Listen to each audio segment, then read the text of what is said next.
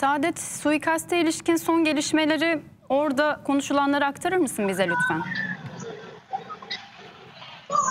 Amerika Birleşik Devletleri eski başkanı Donald Trump, Pennsylvania'dayken, Pittsburgh'dayken miting sırasında bir saldırıya uğradı. Suikast olduğu da söyleniyor saldırının. 7 el silah sesleri duyuldu miting alanındayken. İlk silah sesinin, ilk patlama sesinin duyulmasının ardından Donald Trump elini kulağına götürdü, sağ kulağına götürdü ve ardındaki devam eden patlamaların ardından da Donald Trump'ın korumalarının geldiğini ve etrafını sardığını görebiliyoruz. Donald Trump'ın sağ kulağından yaralandığını biliyoruz. Sağ kulağından yaralandı Donald Trump ateş seslerinin ardından. Daha sonra korumaları etrafını sardı ve gizli servis tarafından da Donald Trump alandan uzaklaştırıldı.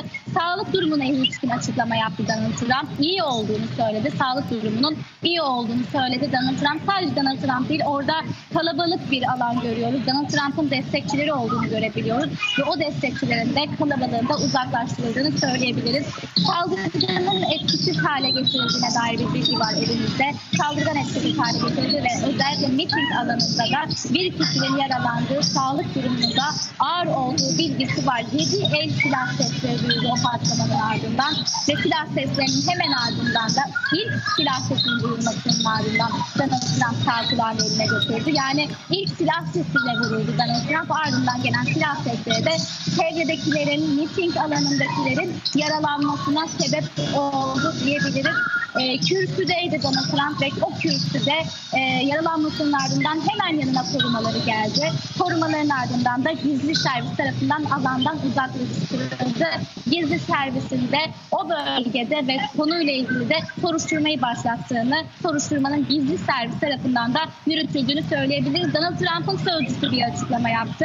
Trump bu iğrenç eylem sırasında hızlı davranan korumalarına teşekkür ettiğini söyledi.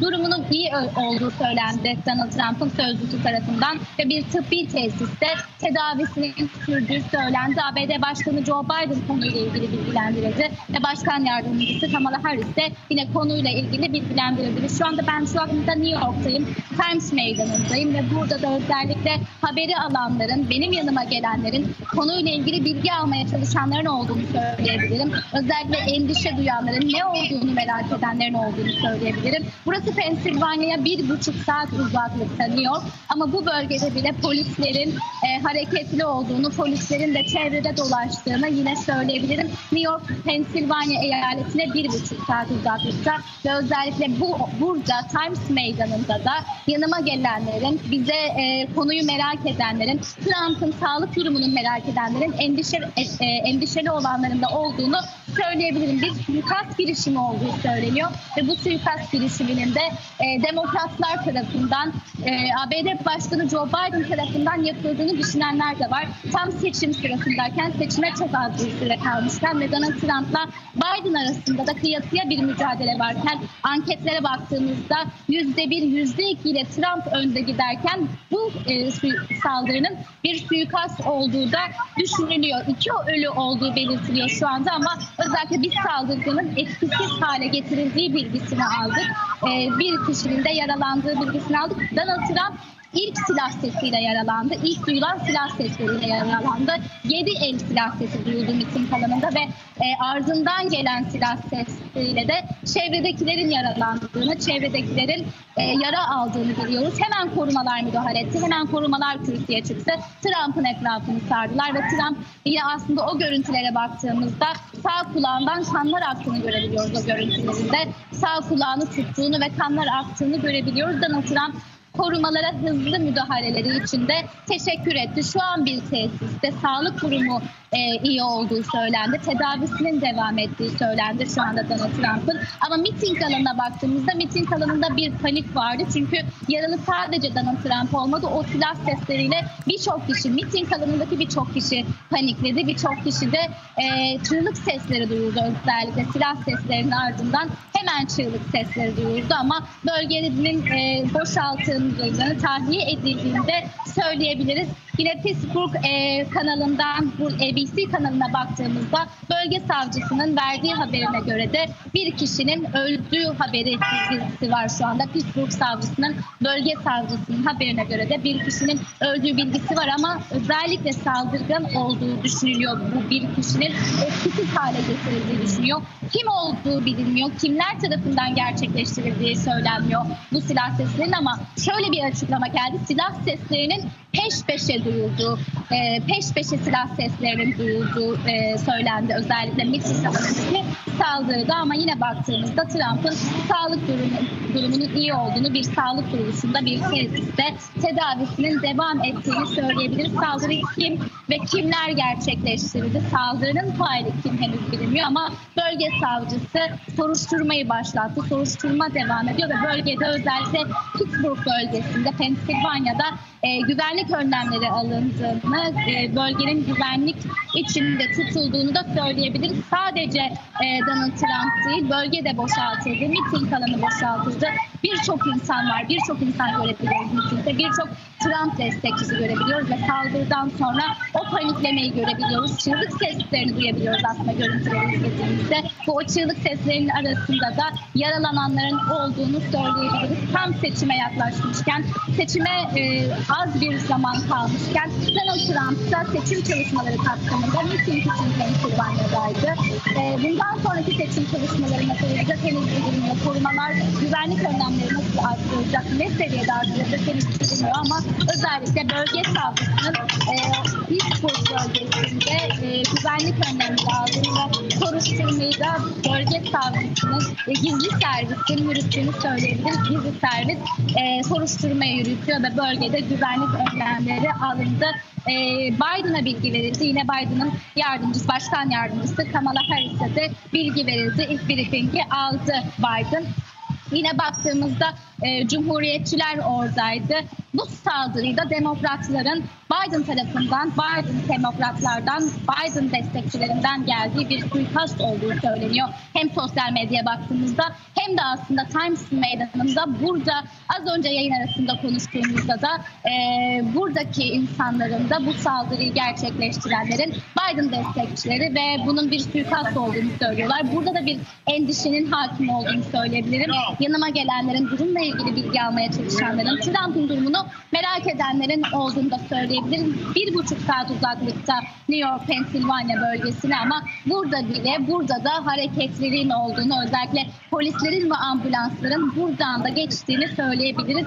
Şu anki elimizdeki bilgiler Trump'ın sözcüsünün açıkladığına göre Trump teşekkür etti korumalarına hızlı davrandıkları için, ilk saldırıdan sonra, ilk silah sesinden sonra hemen müdahale ettikleri için teşekkür etti ve sağlık durumunun da iyi olduğunu, kontrol altında olduğunu söyledi Trump ve şu anda yine elimizdeki bilgilere baktığımızda, bölge savcısından gelen bilgilere baktığımızda bir kişinin hayatını kaybettiğini, onun da saldırgan olduğunu, etkisiz hale getirildiğini açıkladı. Bölge savcısından gelen bilgiye göre, ama soruşturmayı gizli servisin yürüttüğünü de söyleyebiliriz. Olayla ilgili ABD Başkanı Joe Biden da bilgi aldı. Kamala Harris de bilgi aldı. Yine baktığımızda tam seçim dönemi yaklaşmışken Trump'la Biden arasında baktığımızda anketlere %1, %2 oranında bir durum varken bu saldırının gerçekleşmesi de, özellikle Biden'ın seçim çalışmalarında, seçim döneminde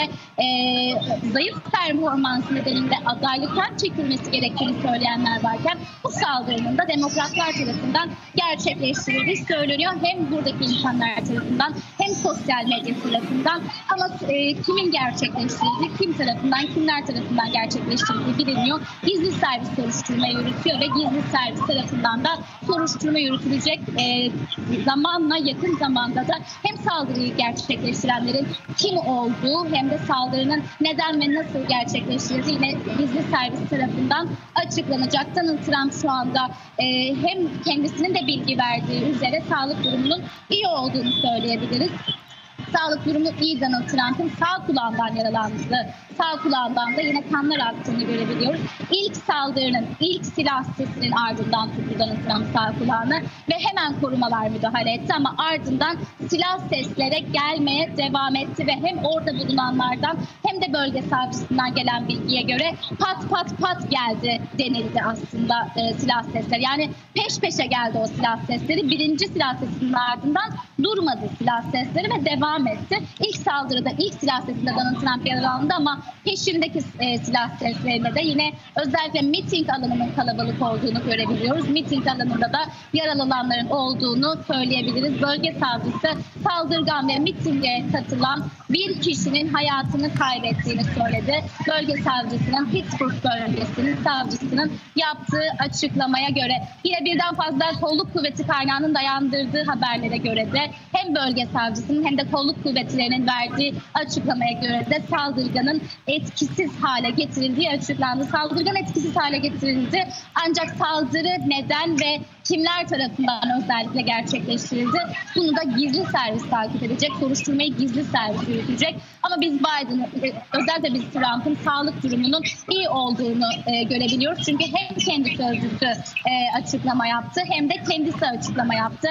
Korumalara teşekkür etti önce kendisine hemen sardıkları, etrafını sardıkları için, hemen müdahale ettikleri için hem de durumunun iyi olduğunu, tedavisinin devam ettiğini söyledi Trump. Ama baktığımızda burada da bir endişenin hakim olduğunu söyleyebiliriz. Yine yanıma gelenlerin durumla ilgili bilgi almaya çalışanların da olduğunu söyleyebiliriz. Pensilvanya valisi Demokrat da saldırıyı kınadı. Az önce yaptığı açıklamada Donald Trump'a yapılan saldırıyı kınadığını söyledi. Pensilvanya valisinin açıklamasına göre de o da saldırıyı kınadı. Yine benzer açıklamalar peş peşe geliyor. Hem bölge savcısından açıklamalar geliyor. Pensilvanya valisi Demokrat Josh Shapiro bir açıklama yaptı. Saldırıyı kınadı ve birlikte siyaset ve iş dünyasından da tepkiler yağmaya başladı. Herhangi bir siyasi parti ya da siyasi lideri hedef alan şiddet kesinlikle kabul edilemez dedi. Sadece buradan değil, iş dünyasından da açıklamalar geliyor. Yine Elon Musk da bir açıklama yaptı. Trump'ı desteklediğini söyledi. Hızlı bir şekilde iyileşmesini umuyorum dedi. Pensilvanya'da gerçekleşmişti saldırı ve Pensilvanya valisi Demokrat Josh Shapiro da açıklamasında saldırıyı kınadığını söyledi. Baktığımızda şu an Trump'ın sağlık durumunun iyi olduğunu, tedavisinin devam ettiğini söyleyebiliriz ama saldırıyı kimlerin gerçekleştirdiğini gizli servisin yürüttüğü soruşturma sonucunda öğreneceğiz. Soruşturma başladı, devam ediyor. Kim ve kimler tarafından gerçekleştirildiği de yine öğrenilecek. Bir terör örgütü olduğu aslında bir bilgisi var. Terör örgütü olduğu iddiaları da var ama gizli servisin yürüttüğü soruşturma sonucunda açıklanacak. Baktığımızda hem buradakilerle konuştuğumuzda hem Amerikalılarla konuştuğumuzda sosyal medyada da yine demokratlardan geldiği, onlardan yine bir suikast olduğu düşünülüyor. Burada da konuştuğumuzda ama Donald Trump'ın eski başkan ve yeni aday Donald Trump'ın sağlık durumunun iyi olduğunu, peş peşe açıklamaların geldiğini, Pensilvanya valisinin de saldırıyı kınadığını söyleyebiliriz. Saldırgan etkisiz hale getirildi bölge savcısının açıklamasına göre.